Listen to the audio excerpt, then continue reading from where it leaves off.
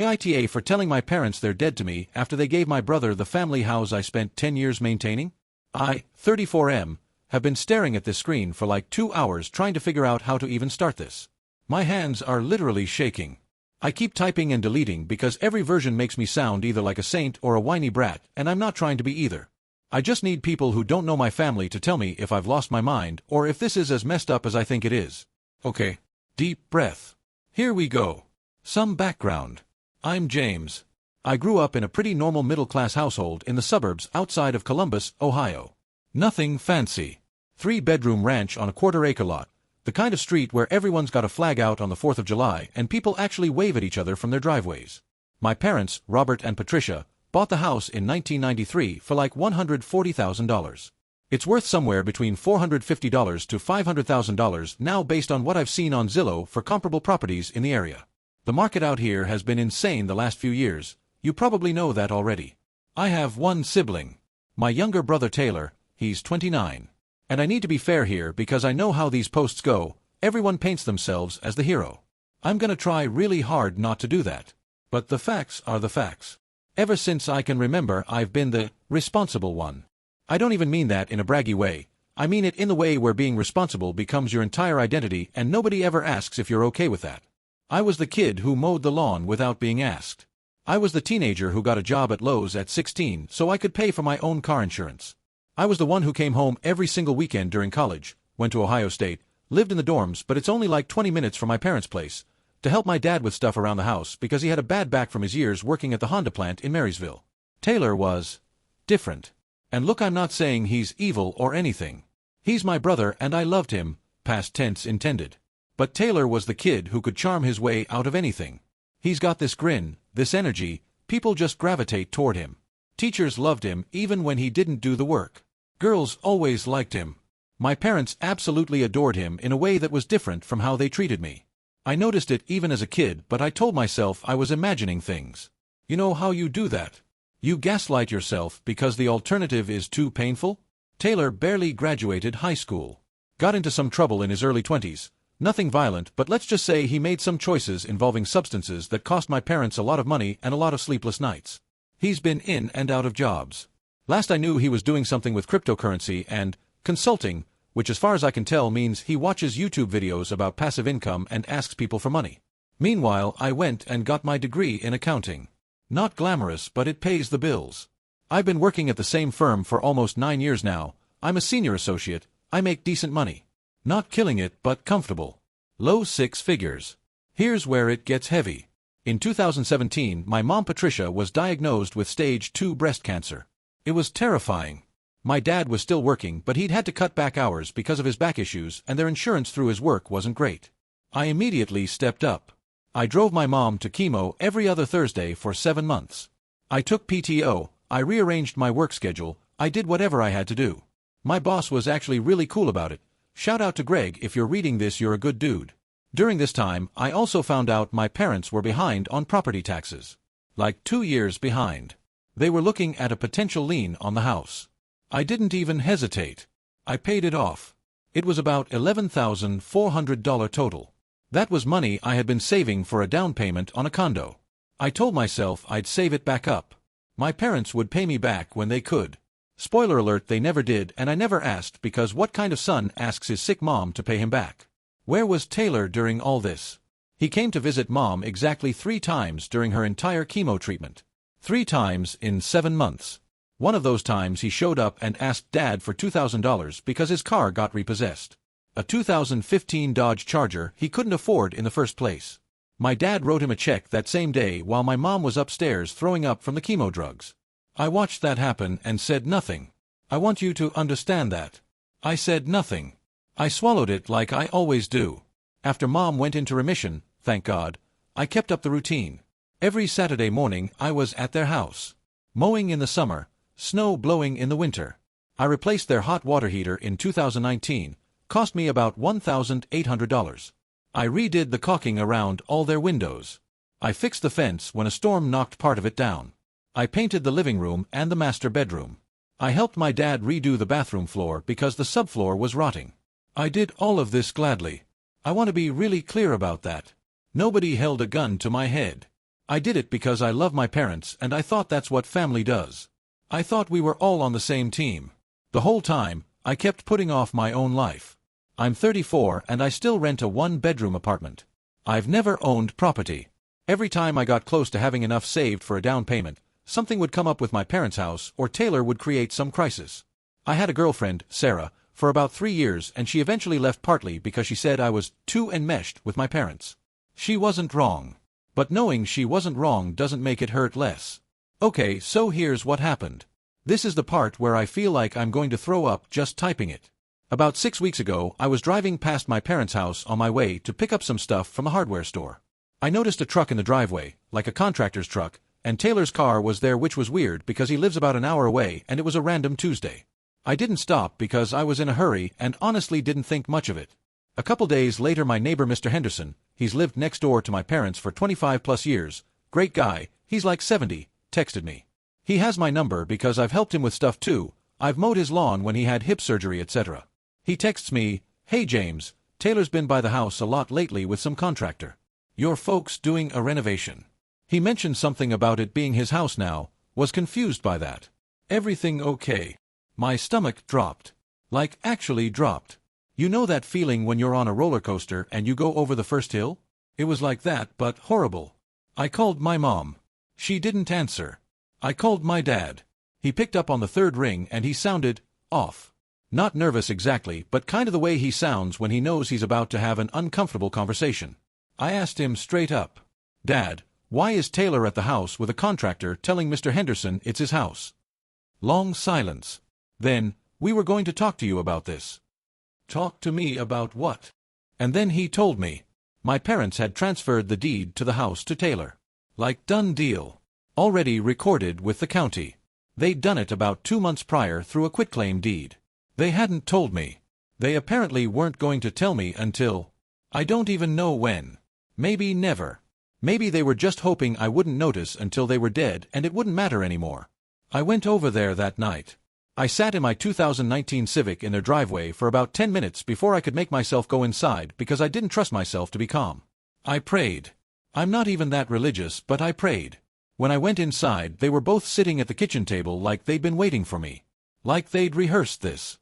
My dad had his reading glasses on his forehead, the way he always does. My mom had made coffee, which she always does when she's anxious. The house smelled like Folgers, and I swear to God I will never be able to smell Folgers again without feeling sick. I sat down and I said, as calmly as I could manage, "I need you to explain this to me. Please." My mom started crying immediately. Not like dramatic crying, just tears running down her face silently. My dad did the talking. He said they'd been worried about Taylor. That he was struggling. That he didn't have stability. That the house would give him a foundation, something to anchor him. That they'd talked about it with their pastor. I didn't even know they'd been going to that new church on Reynoldsburg Road, but apparently they have been for a year. Then my mom said the thing I will never unhear as long as I live. She said, "You're strong, James. You've always been strong. You'll figure it out, you always do. Taylor. He won't make it without help. He just won't. We have to help him while we can." Let me just sit with that for a second. I spent a decade being their rock. Their driver. Their handyman. Their bank. Their emotional support. And the conclusion they drew from that was not, "James deserves something," but, "James doesn't need anything." I was being punished. For being good. For being reliable. For being the son who showed up. The reward for carrying the weight was being told you're strong enough to carry more. Update 1, that same night. I didn't yell. I want to be clear about that. For about the first 20 minutes, I didn't yell. I asked questions. I tried to understand. I asked if they'd considered splitting the house or putting it in both our names. My dad said they'd talked about it, but decided Taylor needed the whole thing to have a real fresh start. I asked about all the money I'd spent. The taxes. The water heater. The repairs. My dad said, "We never asked you to do those things." And look. Technically, he's right. They never held a gun to my head and said, "Pay our property taxes." But come on. Your wife is doing chemo and you're about to lose your house and your son steps in and your response 7 years later is, "Well, we didn't ask you to." My mom said something about how they figured I was investing in the family home and would understand someday. And that's when I snapped. I'm not proud of this. This is the part where you might think I'm the AH, and honestly maybe I am. I looked at my mother. My mother who I drove to chemo every other Thursday for 7 months. My mother who I held while she cried after she lost her hair. My mother who I bought a special pillow for because she couldn't sleep after treatment. I looked at her and I said, I should have let you figure it out on your own. Maybe then you'd know what it feels like. The look on her face. I can't describe it. It was like I'd slapped her. My dad stood up and said, that's enough, and I said, no, it's not enough, it's not even close to enough, and I stood up too, and for a second we were just standing there across the kitchen table from each other and my mom was sobbing and I grabbed my keys and walked out. I sat in my car and cried for 45 minutes in their driveway. Like ugly, heaving, snot everywhere crying. The kind I haven't done since I was a kid. Mr. Henderson's porch light came on, and I know he could probably see me out there, but he had the decency not to come over. Am I crazy for feeling this way? Like, genuinely. Am I the one who's wrong here? Update 2. 2 weeks later. I went dark on my family after that night. Didn't answer calls. Didn't respond to texts. My mom sent me probably 15 texts over those 2 weeks ranging from, please call us, we love you, to, you're being dramatic, James. And that second one really helped me feel confident in my decision to go silent. I called a real estate attorney. Consultation cost me $350, but it was worth it. I wanted to know my options. The short answer is I don't have great legal standing. A quitclaim deed between living parents and an adult child, done voluntarily, no evidence of coercion or diminished capacity. There's not much to challenge. My attorney, her name is Michelle, she's great, said I could potentially make a claim for unjust enrichment regarding the property taxes and improvements I paid for, but it would be expensive, slow, and uncertain. She said the emotional cost would probably outweigh whatever I'd recover. She also said something that really stuck with me. She said, James, you need to separate the legal question from the emotional one. Legally, this might be a dead end. But emotionally, you have every right to set whatever boundaries you need. That hit me hard. So I made a decision. I sat down one evening, opened a spreadsheet, I'm an accountant, this is how I process things, and I calculated everything I had spent on that house and my parents' finances over the last decade. Property taxes, $11,400 hot water heater, $1,800 bathroom floor repair, approximately $600 in materials. I did the labor, paint and supplies for interior rooms, approximately $400 fence repair, $350 window caulking supplies, maybe $150 various other small repairs and maintenance. Conservatively $1,000 gas driving to and from their house every weekend for 8+ years. I estimated maybe $3,000 to $4,000. Not counting my time. Not counting the hundreds of Saturdays. Not counting the career opportunities one might have passed on because I was always prioritizing their needs. Not counting the down payment I never made. Not counting Sarah. The money totaled around $19,000 to $20,000. Which in the grand scheme of a $475,000 house is not that much percentage-wise. But it was $19,000. It was my time. And more importantly, it was done with love and trust and the implicit understanding that I was part of this family, that I mattered, that what I gave would be recognized. I sent my parents a letter. Yes, a physical letter. I printed it and mailed it. I laid out the numbers. I didn't ask for money back. I just wanted them to see it in black and white. I wanted them to hold a piece of paper in their hands and see what I had given. At the end of the letter I wrote, I don't want the house. I don't want money. I want an acknowledgement that what I did mattered and that what you did was wrong. Until I get that, I need space. Update 3. About a week after the letter. Taylor called me. First time he's reached out directly since all of this started. He must have heard from Mom and Dad. He called on a Saturday evening and I almost didn't pick up, but something in me wanted to hear what he had to say. It went about how you'd expect. He started with, Bro, I think you're blowing this way out of proportion. Classic Taylor opener. Everything is always an overreaction with him. You could catch him stealing from a church collection plate and he'd tell you were being dramatic about it. I stayed calm. I said, Taylor, they gave you a $500,000 house and didn't tell me. How is this out of proportion? He said, and I am quoting as close to verbatim as I can remember, it's their house, it's their decision. You chose to do all that stuff. Nobody made you. And honestly, bro, you kinda held it over their heads, like you always made sure everyone knew how much you were doing. It's exhausting. I almost laughed. Exhausting. I'm the one who's exhausting. The guy who quietly showed up every Saturday for a decade is exhausting. Not the guy who got his Charger repoed and asked Dad for money while Mom was doing chemo. That guy isn't exhausting. I'm the exhausting one. But here's the thing. And this is what keeps me up at night. Is there a grain of truth in what he said? Did I hold it over their heads? I don't think I did. But maybe I did and I didn't realize it. Maybe every time I mentioned the lawn or the water heater or the taxes, it came across as keeping score. I didn't mean it that way. I mentioned those things because I was trying to coordinate. Hey Dad, I fixed the fence, isn't bragging, it's communication. But is that how they heard it? I told Taylor I was happy for him that he got the house. I said it sarcastically and I'm not proud of that either. He said, "Don't be like that," and I said, "Like what?" "Honest." And he hung up. My buddy Marcus told me I should post here. He's on Reddit a lot and he said sometimes outside perspective helps when you're too deep in something to see it clearly. Marcus has been a lifeline through this. He showed up at my apartment with a six-pack of Great Lakes Edmund Fitzgerald, best porter in Ohio, fight me, and just sat with me while I talked it out. Everybody needs a Marcus. Update 4. Present day, about 6 weeks after the initial discovery. Here's where things stand. I have not spoken to my parents in 3 weeks. They've tried calling. My dad came by my apartment once, but I didn't answer the door.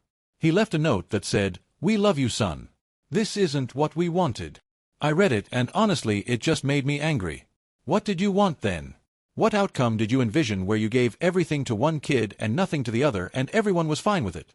My mom tried the guilt trip route. She had my Aunt Carol call me. Aunt Carol is her older sister and she's a sweet woman, but she came in with the whole, "Your mother is heartbroken, you know her health isn't great, life is short," angle, and I had to tell her very firmly that I love Mom but I cannot pretend this is okay just to keep the peace. Aunt Carol said, "Families go through rough patches." And I said, "Aunt Carol, this isn't a rough patch. This is my parents looking at 2 sons and deciding one of them deserves to be rewarded for doing nothing while the other gets nothing for doing everything." She didn't have much to say after that. Taylor, from what I've gathered through the neighborhood grapevine, Mr. Henderson is a saint and keeps me updated, has already started renovations on the house. He's gutting the kitchen. The kitchen. The kitchen that my mom spent 30 years cooking Thanksgiving dinner in. The kitchen where I sat at the counter doing homework while my dad made his terrible chili. He's ripping it all out and putting in some modern farmhouse garbage because he saw it on HGTV or something. And you know what? It's his house. He can do whatever he wants. That's the thing that makes this burn in a way I can't fully explain. It is his house. Legally, morally, in my parents' eyes, in every way that matters in the real world, it's his house. My parents chose this. They chose him. I've started looking at condos. There's a decent 2BR in Westerville that's in my price range. Mortgage rates are still ridiculous, but I've got good credit and a solid income. I've been pre-approved. I'm going to a showing next week. It's 1,100 square feet and it's got a little patio and a parking spot and it'll be mine. Nobody can give it away. My therapist, I started seeing a therapist, best $150 per week I've ever spent, told me something in our last session that I think about constantly. She said that in a lot of families, the responsible child is essentially invisible. They become part of the infrastructure. Like plumbing. Nobody thinks about the plumbing until it breaks. They don't appreciate it or acknowledge it, they just expect it to work. And when the plumbing finally says, "Hey, I exist and I have needs too," everyone acts like the plumbing is being selfish. I am the plumbing. I have been the plumbing my entire life. Update 5. A few days ago. Something happened a few days ago that I wasn't expecting. Taylor's ex-girlfriend Katie reached out to me on Instagram. We've always been friendly. She's a good person and honestly she was too good for Taylor, but that's none of my business. She told me she'd heard about what happened. I guess it's gotten around the extended circle, which I'm not thrilled about, but whatever. She said she wasn't surprised. She told me that when she and Taylor were together, about 2 years ago, Taylor had actually asked their parents about getting the house. Like he'd brought it up himself. He pitched it to them as an investment opportunity. He wanted to use it as collateral for some business venture. Katie said Patricia had been hesitant, but Robert was the one who eventually warmed up to the idea of transferring it. So this wasn't just my parents spontaneously deciding to help Taylor. Taylor lobbied for this. He went to them and made a case.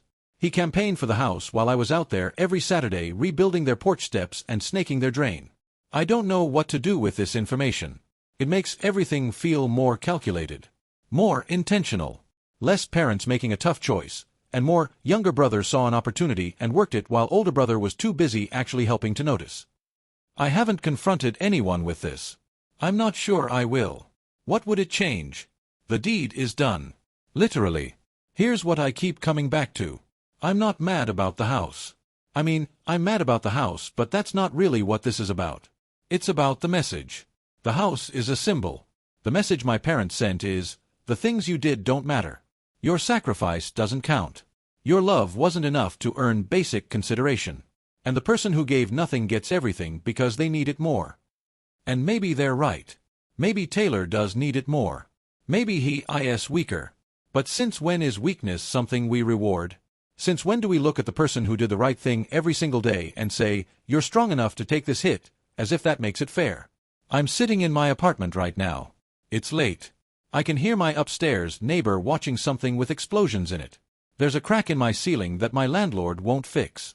I'm drinking a beer and typing this out, and I feel simultaneously like I'm being dramatic and like I'm not being dramatic enough. My mom's birthday is in 3 weeks. I don't know if I'm going. Part of me feels like if I don't go I'm crossing a line I can't uncross. But part of me feels like they crossed that line first and I'm just standing on the other side of it trying to figure out who I am now. I said something to my therapist last session that I want to end with because it's the truest thing I've ever said about this situation. I said, I spent 10 years proving I was worth something to people who had already decided I wasn't. She didn't say anything for a long time after that. I think that was her way of telling me I was right. So Reddit. AITA. Am I wrong for going no contact? Was what I said to my mom about the chemo too far? Should I just accept this and move on and be the bigger person again? Or am I finally allowed to stop being the bigger person and just be a person? I genuinely don't know anymore. Edit. Since a lot of people are asking, yes, I checked the county auditor's website and confirmed the deed transfer. It was recorded in January. The property's assessed value per Franklin County is $431,000. And since several people asked about whether my parents have any other significant assets, they do not. The house is the asset. Their retirement savings are minimal. Dad's pension from Honda is modest. So this wasn't a situation where they gave Taylor the house and planned to make it up to me some other way. There's nothing else to give. A couple of people also pointed out that I should check whether Taylor convinced them to transfer the house to avoid potential Medicaid estate recovery down the road, given Mom's health history. I hadn't thought of that. I'm going to ask Michelle about it this week. If that's what this is. I honestly don't even know how I'd process that. That would mean my brother wasn't just taking the house from me, he was potentially positioning himself to protect the asset from being used to pay for our parents' future medical care. The care that I'd probably end up helping coordinate and fund. Again. Because I'm the strong one. Right.